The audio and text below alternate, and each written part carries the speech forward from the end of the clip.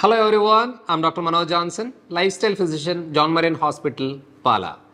നമ്മൾ ജസ്റ്റ് ഒന്ന് ആലോചിച്ച് നോക്കിയാൽ മതി. ഈ ക്യാൻസർ എന്ന് പറയുന്നത് ഇപ്പം നമ്മുടെ കുടുംബത്തിലാണേലും ആർക്കെങ്കിലും നമ്മുടെ കുടുംബത്തിലുള്ള പരിചയത്തിലുള്ള ആർക്കെങ്കിലും ഇപ്പം ക്യാൻസർ ഉണ്ട്.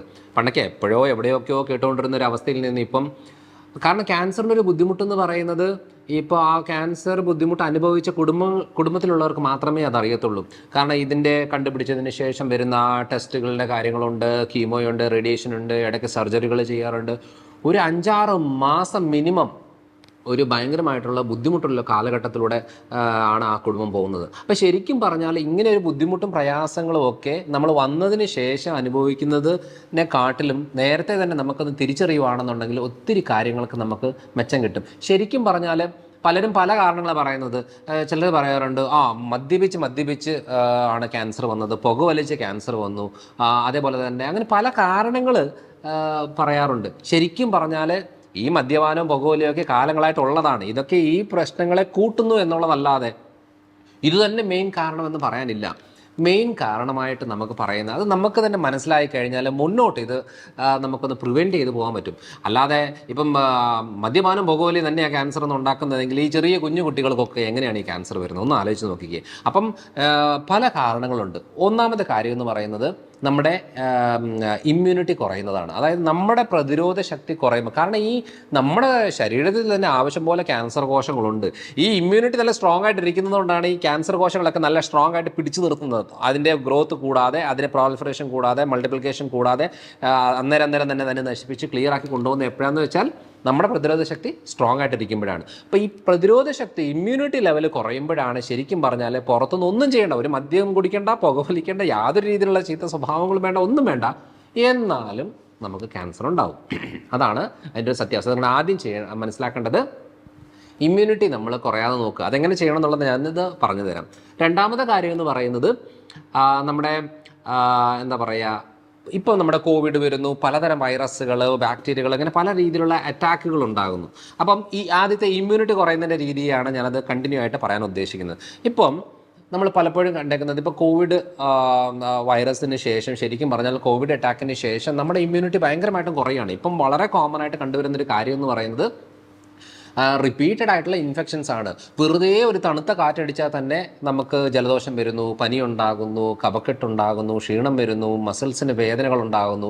അപ്പോൾ എന്ന് പറഞ്ഞാൽ ഇമ്മ്യൂണിറ്റി ഭയങ്കര ലോ ആയിരിക്കുന്നതാണ്. അപ്പം വൈറസുകളും ബാക്ടീരിയകളും നമ്മുടെ ശരീരത്തിനെ അറ്റാക്ക് ചെയ്യുന്നതിൻ്റെ ഭാഗമായിട്ട് ഇമ്മ്യൂണിറ്റി കുറയും. അപ്പോൾ ഇമ്മ്യൂണിറ്റി കുറയാതെ നമുക്ക് നോക്കുന്നത് എങ്ങനെയാണെന്ന് വെച്ചാൽ നല്ല സ്ട്രോങ് ആയിട്ട് നമ്മുടെ ഇമ്മ്യൂണിറ്റി ഹെൽപ്പ് ചെയ്യുന്ന കുറച്ച് പോഷകങ്ങളുണ്ട്. അപ്പോൾ ആ പോഷകങ്ങൾ നമ്മൾ കറക്റ്റായിട്ട് സപ്ലൈ ചെയ്തിട്ട് പ്രോപ്പറായിട്ടുള്ള സ്റ്റെപ്പ് ബൈ സ്റ്റെപ്പ് കാര്യങ്ങൾ ഫോളോ ചെയ്യുകയാണെന്നുണ്ടെങ്കിൽ നമ്മുടെ ശരീരത്തിന് പ്രതിരോധ ശക്തി നല്ല സ്ട്രോങ് ആയിട്ട് നിൽക്കുകയും ക്യാൻസറിനെ പ്രിവെൻറ്റ് ചെയ്യാനായിട്ട് ഏറ്റവും കൂടുതൽ സഹായിക്കുകയും ചെയ്യും. ഏതൊക്കെ കാര്യങ്ങളാണ് നമ്മുടെ ഇമ്മ്യൂണിറ്റിയെ തകർക്കുന്നത് എന്നുള്ളതാണ് ആദ്യം നോക്കാം. ഒന്ന് ഞാൻ പറഞ്ഞത് വൈറസ് ആൻഡ് ബാക്ടീരിയ. ഇപ്പം നമ്മുടെ ഹെപ്പറ്റൈറ്റിസ് ബി വൈറസ് എന്നൊക്കെ പറയുന്നത് ഇപ്പോൾ ലിവറിന് ഡാമേജ് ഉണ്ടാക്കുന്ന ഒരു വൈറസാണ്. അത് കുറച്ച് നാൾ കണ്ടിന്യൂസ് ആയിട്ട് പോയി കഴിയുമ്പോഴത്തേന് അത് ലിവർ ക്യാൻസറിലേക്ക് പോകുന്ന രീതികൾ പല ആളുകളിലും ഉണ്ടാകും. അതേപോലെ തന്നെ എച്ച് പൈലോറി ബാക്ടീരിയ എന്ന് പറയുന്നത് നമ്മുടെ സ്റ്റൊമക് ക്യാൻസർ ഉണ്ടാക്കുന്നതാണ്. മെത്തനോജനിക് ബാക്ടീരിയ എന്ന് പറയുന്നത് കോളോൺ ക്യാൻസർ ഉണ്ടാക്കുന്നതാണ്. അതേപോലെ തന്നെ ഹ്യൂമൻ പാപ്പിലോമ വൈറസ് എന്ന് പറയുന്നത് സെർവിക്സ് ക്യാൻസർ ഉണ്ടാക്കുന്നതാണ്. ഓരോ വൈറസുകളും ബാക്ടീരിയകളും നമ്മുടെ ശരീരത്തിൽ ഓരോ രീതിയിലുള്ള ഡാമേജുകൾ ഉണ്ടാക്കുമ്പോൾ നമ്മൾ വെറുതെ പുകവലി മദ്യപാനത്തിന് പുറകെ തന്നെയാണ് ഓടിക്കൊണ്ടിരിക്കുന്നത്. ശരിക്കും പറഞ്ഞാൽ ഇമ്മ്യൂണിറ്റി ലോ ആയോ ക്യാൻസറിന് ബുദ്ധിമുട്ടുകൾ തുടങ്ങും. ഇമ്മ്യൂണിറ്റി ലോ ആയാൽ നമുക്ക് എങ്ങനെ അറിയുന്നതെന്ന് വെച്ചാൽ റിപ്പീറ്റഡ് ആയിട്ടുള്ള ജലദോഷങ്ങളും ഇൻഫെക്ഷൻസും ക്ഷീണവും പനിയും അങ്ങനത്തെ റിപ്പീറ്റഡ് കാര്യങ്ങൾ ഉണ്ടാകുന്നതാണ്. പിന്നെ ഇമ്മ്യൂണിറ്റി കുറയുന്നതിന് മെയിൻ കാര്യം എന്ന് പറയുന്നത് ന്യൂട്രീഷണൽ ഡെഫിഷ്യൻസിയാണ്. അതായത് ഇപ്പോൾ സിങ്ക് എന്ന് പറയുന്ന ഒരു പോഷകം ശരീരത്തിൽ കുറഞ്ഞു കഴിഞ്ഞാൽ, ഈ സിങ്ക് എന്ന് പറയുന്നത് നമ്മുടെ തൈമസ് ഗ്ലാൻഡിനൊക്കെ ഏറ്റവും ആവശ്യമുള്ളത്, അതായത് നമ്മുടെ അനാവശ്യമായിട്ടുള്ള കോശങ്ങളുടെ വളർച്ച കൺട്രോളിൽ നിർത്താനും നശിപ്പിക്കാനും ഒക്കെ ആയിട്ട് ശരീരത്തിന് ഹെൽപ്പ് ചെയ്യുന്ന ഒരു പോഷകമാണ് സിങ്ക്. അതേപോലെ തന്നെ ഇമ്മ്യൂണിറ്റി നല്ല സ്ട്രോങ് ആയിട്ട് അതായത് നല്ലൊരു സോൾജർ പോലെ ഫൈറ്റ് ചെയ്യാനായിട്ട് ആവശ്യമുള്ള ഒരു പോഷകമാണ് വിറ്റമിൻ ഡി. അപ്പം വിറ്റമിൻ B12 ഇങ്ങനത്തെ ഓരോ പോഷകങ്ങളുണ്ട്. ഈ പോഷകങ്ങളൊക്കെ ശരീരത്തിൽ നല്ല സ്ട്രോങ് ആയിട്ട് മെയിൻറ്റെയിൻ ആയെങ്കിൽ മാത്രമേ. അതേപോലെ നമ്മുടെ അപ്പോൾ ഇരുമ്പ് സത്ത് നല്ല അളവിൽ വേണം, സിങ്ക് നല്ല അളവിൽ വേണം, vitamin D, vitamin B12, omega 3, ഈ പറയുന്ന പോഷകങ്ങൾ. ഞാൻ ഏറ്റവും കൂടുതൽ ഈ പറയുന്ന സപ്ലിമെൻസിനെ കുറിച്ചും പോഷകങ്ങളെ കുറിച്ച് പറയുന്നത് എന്തിനാണെന്ന് വെച്ചാൽ നമ്മുടെ ഭൂരിഭാഗം ആൾക്കാരിലെ ഇമ്മ്യൂണിറ്റി ലെവൽ ലോ ആണ്. കാരണം പല രീതിയിലുള്ള ആരോഗ്യ പ്രശ്നങ്ങൾ കൊണ്ടും ലൈഫ് സ്റ്റൈൽ രീതികൾ കൊണ്ടും ഇമ്മ്യൂണിറ്റി കുറയുന്നത് കൊണ്ടാണ് നമുക്ക് പലപ്പോഴും പല ബുദ്ധിമുട്ടും ഉണ്ടാകുന്നത്. അതിനകത്ത് ക്യാൻസറിൻ്റെ മെയിൻ ആയിട്ടുള്ള ഒരു കാര്യം എന്ന് പറയുന്നത് അതിനകത്തൊരു 95% ലൈഫ് സ്റ്റൈൽ റിലേറ്റഡ് ആയിട്ടുള്ള ബുദ്ധിമുട്ടാണ്. അതിനകത്ത് ഇമ്മ്യൂണിറ്റി ലോ ആകാനായിട്ട് പല കാരണങ്ങളുണ്ട്. അതിനകത്ത് ഒരെണ്ണമാണ് ന്യൂട്രീഷണൽ ഡെഫിഷ്യൻസി എന്ന് പറയുന്നത്. പിന്നെ ഒരു കാര്യം എന്ന് പറയുന്നത് നമുക്കൊരു ഈ സർക്കാർ കൃതം എന്ന് പറയാം. അതായത് നമ്മളെ എന്താ പറയുക, ഒരു പ്രോപ്പർ ടൈമിന് എഴുന്നേൽക്കുക, പ്രോപ്പർ ടൈമിന് കിടക്കുക, പ്രോപ്പർ ടൈമിന് ഫുഡ് കഴിക്കുക എന്നൊക്കെ പറഞ്ഞൊരു രീതിയുണ്ട്. ശരീരത്തിന് അതങ്ങനെ ശീലിച്ച് വന്നിട്ട് നമ്മളിപ്പം ഭക്ഷണം കഴിക്കുന്ന രീതികളൊന്നും ആലോചിച്ച് നോക്കിക്കേ. രാത്രി 11 മണി 12 മണി എന്നൊക്കെ പറഞ്ഞ വെച്ചാൽ ഭക്ഷണം കഴിക്കുന്ന രീതിയിലേക്ക് പോകാറുണ്ട്. പിന്നെ 2 മണി എന്നൊക്കെ പറഞ്ഞ് ഉറങ്ങുന്ന രീതിയിലേക്ക് പോകാറുണ്ട്. ചില സമയത്ത് 5 മണിക്ക് എഴുന്നേക്കും, ചില സമയത്ത് 7 മണിക്ക് എഴുന്നേക്കും, ചില സമയത്ത് ഈ night duty, day duty, shift duty എന്നൊക്കെ പറഞ്ഞ് വെച്ച് ടോട്ടൽ ഇറഗുലറായിട്ട് പൊയ്ക്കൊണ്ടിരിക്കുന്ന ഒരു ശരീരപ്രകൃതമാണ്. ചില ദിവസം രാവിലെ ബ്രേക്ക്ഫാസ്റ്റ് കഴിക്കും, ചില ദിവസം കഴിക്കത്തില്ല. അപ്പോൾ കഴിക്കത്തില്ല എന്നുണ്ടെങ്കിൽ ഒരു ദിവസം പോലും കഴിക്കണ്ട, അത് നല്ലതാണ്. കാരണം 2 നേരം ഭക്ഷണം കഴിച്ചാൽ മതി, ഒരു കുഴപ്പമില്ല. ഇപ്പോൾ ചില ദിവസം കഴിക്കുക, ചില ദിവസം കഴിക്കാതിരിക്കും, വീണ്ടും ശരീരത്തിനെ അത് ബാധിക്കും. ചില ദിവസം നമ്മൾ 10 മണിക്ക് കടന്നുറങ്ങുന്നു, ചില ദിവസം നമ്മൾ 1 മണിക്ക് കടന്നുറങ്ങുന്നു, വീണ്ടും ശരീരത്തിന് അത് ബുദ്ധിമുട്ടുണ്ടാകും. ചില ദിവസം നമ്മൾ 1 മണിക്ക് ഭക്ഷണം കഴിക്കുന്നു ഉച്ചയ്ക്ക്, ചില ദിവസം നമ്മൾ ഉച്ചയ്ക്ക് കഴിക്കുന്നില്ല, 3 മണിക്ക് 4 മണിക്ക് ഭക്ഷണം കഴിക്കുന്നു. ഇങ്ങനെ മാറി മാറി ശരീരത്തിൻ്റെ വളരെ രീതിയിൽ ഡാമേജ് ഉണ്ടാക്കുന്ന ഒരു ലൈഫ് സ്റ്റൈലാണ് നമ്മൾ ഫോളോ ചെയ്യുന്നതെങ്കിൽ അതിൻ്റെ ഭാഗമായിട്ട് ഇമ്മ്യൂണിറ്റി കുറയുന്നതാണ്. അതുകൊണ്ട് എപ്പോഴും അറിയേണ്ട ഒരു കാര്യം, പ്രോപ്പറായിട്ടുള്ള കാര്യങ്ങൾ. ഒരു അരമണിക്കൂർ 1 മണിക്കൂറൊക്കെ മാക്സിമം വേരിയേഷൻ വരുവാണെങ്കിൽ വലിയ കുഴപ്പമില്ല. പക്ഷേ ഇത് സ്ഥിരമായിട്ടും കുറേ സമയങ്ങൾ അങ്ങോട്ടും ഇങ്ങോട്ട് മാറ്റം വരുമ്പോൾ ശരീരത്തിന് ഡാമേജ് വരികയാണ്. പിന്നെ അറിയേണ്ട ഒരു കാര്യം എന്ന് പറയുന്നത്, ഏറ്റവും ഇമ്പോർട്ടൻ്റ് ആയിട്ടുള്ളൊരു കാര്യം എന്ന് പറയുന്നത് നമ്മുടെ ഒരു ഈ സോഷ്യലായിട്ട് ഇടപെടുന്ന കാര്യങ്ങളിലാണ്.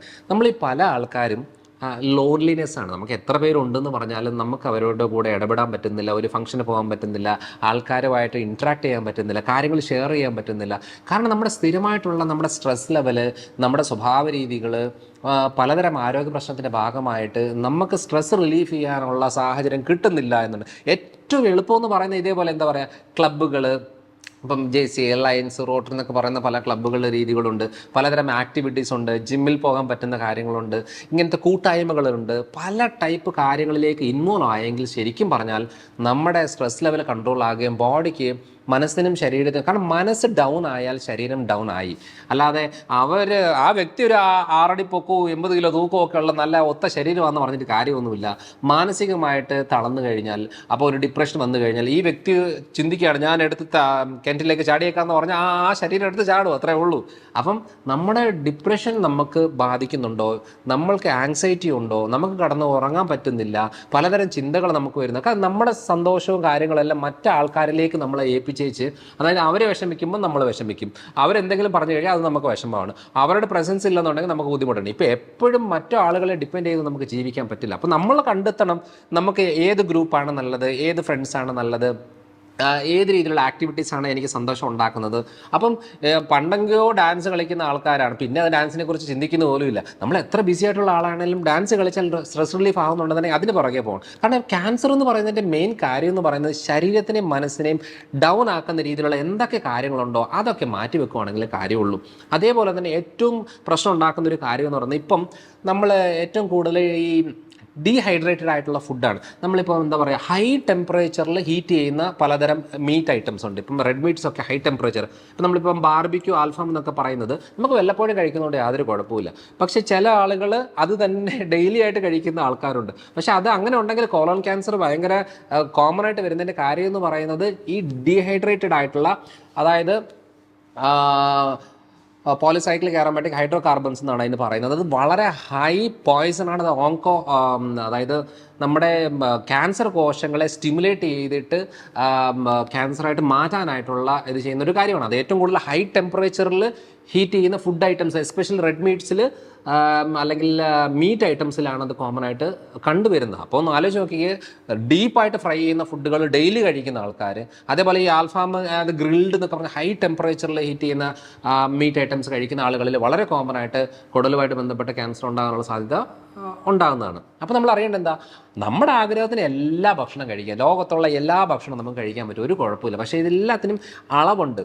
അതേപോലെ തന്നെ വളരെ ഡേഞ്ചറസ് ആയിട്ടുള്ള വേറൊരു കാര്യമെന്ന് പറഞ്ഞാൽ A1 മിൽക്ക് എന്ന് പറയും. A1 മിൽക്ക് എന്ന് പറയുന്നത് നമ്മുടെ എന്താ പറയുക, സാധാരണ കിട്ടുന്ന പാക്കറ്റ് പാലുകളും അതേപോലെ തന്നെ ഹോർമോൺ കുത്തിവെച്ചിട്ട് വരുന്ന പാലുകൾ, അതേപോലെ ഇൻസുലിൻ ലൈക്ക് ഗ്രോത്ത് ഫാക്ടർ എന്നൊക്കെ പറയുന്നത്, അതൊക്കെ നമ്മൾ ജസ്റ്റ് ഇങ്ങനെ ഗൂഗിളിൽ അടിച്ചു കൊടുത്താൽ അറിയാൻ പറ്റും. കാരണം ഓക്സ്ഫോർഡ് യൂണിവേഴ്സിറ്റിയിൽ 4 ലക്ഷത്തിലധികം പേരെ സ്റ്റഡി ചെയ്തതിനകത്ത് ക്ലിയർ ആയിട്ട് പറഞ്ഞേക്കുന്നത് ഈ IGF-1, അതായത് ഇൻസുലിൻ ലൈക്ക് ഗ്രോത്ത് ഫാക്ടർ 1 എന്ന് പറയുന്ന ഹോർമോൺ, അത് നമ്മുടെ ബോഡിയിൽ ലിവറിനകത്താണ് പ്രൊഡ്യൂസ് ആകുന്നത്. അത് പാലൊക്കെ കൂടുതൽ എടുക്കുന്ന ആളുകളിലാണ് സംഭവിക്കുന്നത്. A1 മിൽക്ക് എന്ന് പറയുന്നത് നാടൻ പാലിൻ്റെ രീതിയല്ല.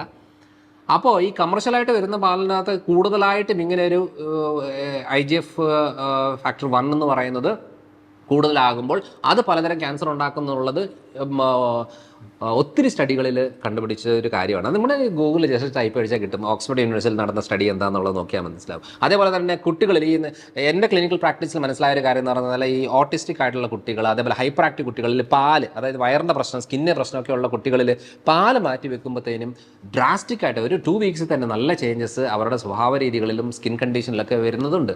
അപ്പോൾ ഒന്ന് മനസ്സിലാക്കണം, ഈ പറയുന്ന കുടലിൽ ഡാമേജ് ഉണ്ടാക്കുക, ലീക്കി ഗട്ട് ഉണ്ടാക്കുക, അതേപോലെ തന്നെ ക്യാൻസർ ഉണ്ടാക്കാനുള്ള ടെൻഡൻസി ആക്കുക എന്ന് പറയുന്ന ഈ പറയുന്ന മോഡേൺ രീതികൾ, അതായത് പാല് കൺവേർട്ട് ചെയ്ത് തൈരാകുവാണെങ്കിൽ ഓക്കെയാണ്. കാരണം ഈ ഇൻസുലിൻ ലൈക്ക് ഗ്രോത്ത് ഫാക്ടർ എന്ന് പറയുന്നത് 80% കുറയുകയാണ്. കാരണം അത് ബാക്ടീരിയൽ ഇൻ്റർവെൻഷൻ വന്നത് ഇതായി പോവുകയാണ്. അപ്പോൾ ഒന്ന് ആലോചിച്ച് നോക്കിക്കേ, അത് തൈര്, മോര്, വെണ്ണ, ഈ സാധനങ്ങളെല്ലാം കമ്പാരിറ്റീവ്ലി ബെറ്റർ ആണ് പാലിൽ. പക്ഷേ ഈ growth factor, insulin like growth factor കൂടുതലുള്ള പാലുകളിലാണ് ഏറ്റവും കൂടുതൽ ക്യാൻസറസ് ആയിട്ടുള്ള ബുദ്ധിമുട്ടുണ്ടാകുന്നത്. തുടക്കം എന്ന് പറയുന്നത് വയറും സ്കിന്നും സംബന്ധമായിട്ടുള്ള പ്രശ്നങ്ങളാണ് എന്നുള്ളതേ ഉള്ളൂ.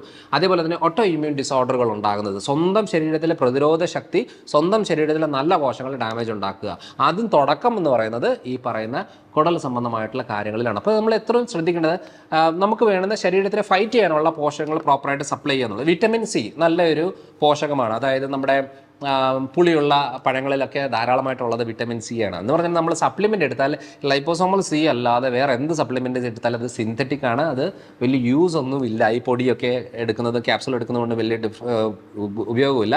സപ്ലിമെൻ്റ് എന്ന രീതിയിൽ എടുക്കണമെന്നുണ്ടെങ്കിൽ അത് ലൈപ്പോസോമൽ സി എന്ന് പറയുന്ന രീതിയിൽ, വിറ്റമിൻ സി എന്ന് പറഞ്ഞ രീതിയിലാണ് ബയോ അവൈലബിലിറ്റി നമ്മുടെ ശരീരത്തിലേക്ക് കൂടുതൽ ഉപയോഗപ്പെടുന്ന രീതിയിലുള്ളതാണ് ആ ഒരു ഫോം. അപ്പോൾ അറിയേണ്ടത് vitamin C, vitamin B12, iron, omega-3, vitamin D, zinc, ഇത്രയും കാര്യങ്ങൾ ക്യാൻസർ പ്രിവെൻറ്റ് ചെയ്യാനായിട്ട് ഏറ്റവും നല്ല പോഷകങ്ങളാണ്. അതേപോലെ പോളിഫിനോൾസ് എന്ന് പറയുന്നത് നമ്മുടെ ഇലക്കറികളിൽ ഏറ്റവും കൂടുതലായിട്ട് നമ്മുടെ ശരീരത്തിന് പ്രതിരോധ ശക്തിക്ക് ഹെൽപ്പ് ചെയ്യുന്നതാണ് ഇലക്കറികളാണ്. അപ്പോൾ അതിനകത്ത് നമ്മൾ ഈ പറഞ്ഞ ചീര, അതിനകത്ത് ചുമന്ന ടൈപ്പ് ചീരയുണ്ട്, പച്ച ടൈപ്പ് ചീരയുണ്ട്, പാലാക്ക് രീതികളുണ്ട്, അതേപോലെ മല്ലിച്ചപ്പ് എന്ന് പറയുന്ന കൊറിയാണ്ടർ ലീവ്സ് ഉണ്ട്, പല ടൈപ്പിന് ഇലക്കറികളുണ്ട്.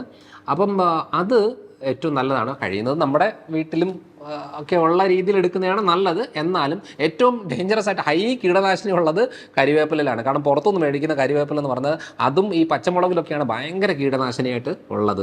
അപ്പോൾ അതുകൊണ്ട് നമ്മൾ ശ്രദ്ധിക്കേണ്ടത് ഇതൊക്കെ നമ്മുടെ ഇതിലുള്ള ആക്കാൻ പറ്റുവാണെങ്കിൽ അത്രയും നല്ലതാണെന്നുള്ളത്. നമ്മളെപ്പോഴും കുറ്റം പറയുന്നത് കീടനാശിനിയുടെ കാര്യം അതും ഇതൊക്കെയാണ്. ശരിക്കും പറഞ്ഞാൽ ഇതൊക്കെ ശരീരത്തിൽ കയറി എന്ന് പറഞ്ഞാൽ ഒരു പരിധി വരെ ശരീരത്തിൻ്റെ കപ്പാസിറ്റി ഉണ്ടെന്നുണ്ടെങ്കിൽ പിടിച്ചു നിൽക്കാൻ പറ്റും. അതുകൊണ്ട് ക്യാൻസർ എന്ന് പറയുന്നത് നമ്മുടെ ശരീരത്തിനെ നമ്മൾ നശിപ്പിക്കുന്നതിൻ്റെ ഭാഗമായിട്ടാണ് ഒരു 95% ഉണ്ടാകുന്നത്. പിന്നെ 5% നമ്മൾ എന്ത് ചെയ്തിട്ടും കാര്യമൊന്നുമില്ല.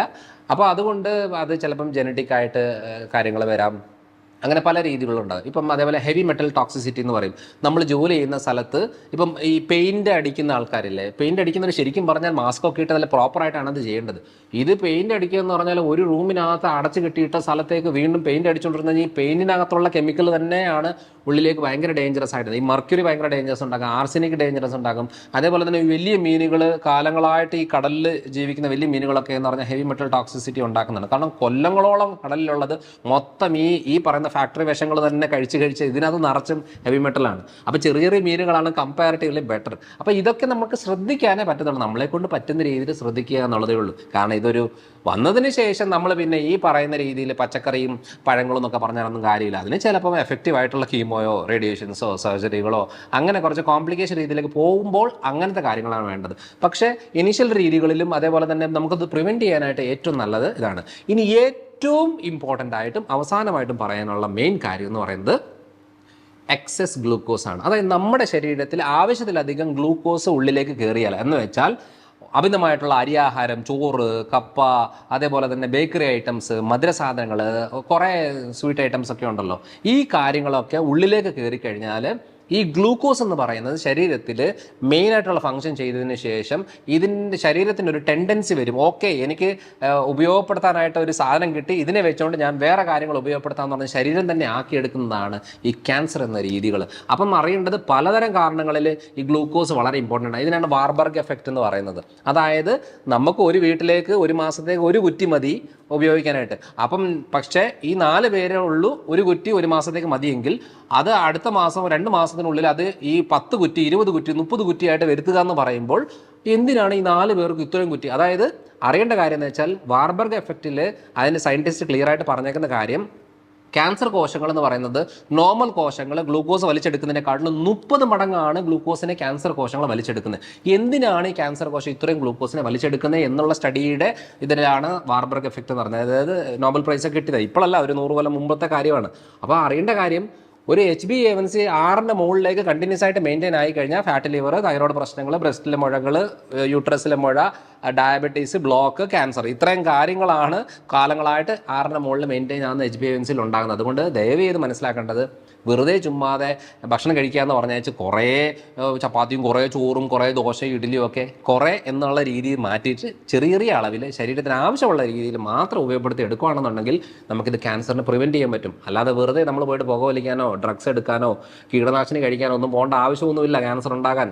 നമ്മൾ കഷ്ടപ്പെട്ട് അധ്വാനിച്ച് ബുദ്ധിമുട്ടി ഉണ്ടാക്കിയെടുക്കുന്ന ഒരു കാര്യമാണ് 95% ക്യാൻസർ എന്ന് പറയുന്നത്. അതുകൊണ്ട് ഇത്രയും കാര്യം ഒന്ന് ശ്രദ്ധിച്ചിട്ട് മുന്നോട്ട് പോകുകയാണെന്നുണ്ടെങ്കിൽ നമുക്കത് പ്രിവെൻറ്റ് ചെയ്യാൻ പറ്റും. ആർക്കും ക്യാൻസർ വരാം, ഏത് മനുഷ്യർക്കും ക്യാൻസർ വരാം. വന്നതിന് ശേഷം ബുദ്ധിമുട്ട് അനുഭവിക്കുന്നതിനേക്കാളും നല്ലത് അതിനെ കുറച്ച് പ്രിവെൻറ്റ് ചെയ്ത് അതിനെക്കുറിച്ചൊരു ധാരണ കിട്ടി നമ്മുടെ ലൈഫ് സ്റ്റൈലിൽ ചെറിയ ചേഞ്ചസ് വരുത്തി, ഭക്ഷണക്രമത്തിൽ ചേഞ്ചസ് വരുത്തി, കുറച്ച് പോഷകങ്ങൾ പ്രോപ്പറായിട്ട് സപ്ലൈ ചെയ്ത്, അതേപോലെ ഉറക്കം കറക്റ്റായിട്ട് മെയിൻറ്റെയിൻ ചെയ്ത്, നമുക്ക് വേണ്ടുന്ന ഭക്ഷണ രീതികളിൽ കറക്റ്റ് അളവിൽ ഏത് വേണം, ഏത് കുറയ്ക്കണം, ഏത് കൂട്ടണം എന്നുള്ളൊരു ധാരണ വരുത്തി, അതേപോലെ തന്നെ ഈ ലേറ്റസ്റ്റ് റിസർച്ച് ഞാൻ പറഞ്ഞ പാലിൻ്റെ ഉപയോഗങ്ങളൊക്കെ ഒന്ന് കുറച്ച്, പാലിൻ്റെ പ്രൊഡക്ട്സ് കമ്പാരിറ്റീവ്ലി ബെറ്ററാണ്. ഈ ഹോർമോൺ റിലേറ്റഡ് ആയിട്ടുള്ള പ്രശ്നങ്ങളിൽ പാലിൽ ബുദ്ധിമുട്ടുണ്ടാക്കുന്നതാണ്. High sugar intake, high carbohydrate intake, ഇതൊക്കെ ക്യാൻസർ ഉണ്ടാക്കാനായിട്ട് ശരീരത്തിനെ സ്റ്റിമുലേറ്റ് ചെയ്യുന്ന കാര്യങ്ങളാണ്. അപ്പോൾ ഇത്രയും കാര്യം ശ്രദ്ധിച്ചുകൊണ്ട് മുന്നോട്ട് പോകുകയാണെന്നുണ്ടെങ്കിൽ നമ്മുടെ ലൈഫ് നല്ല സ്മൂത്തായിട്ട് നമുക്ക് ലീഡ് ചെയ്യാൻ സാധിക്കും. അപ്പോൾ അടുത്തൊരു വീഡിയോ ആയിട്ട് വരാം.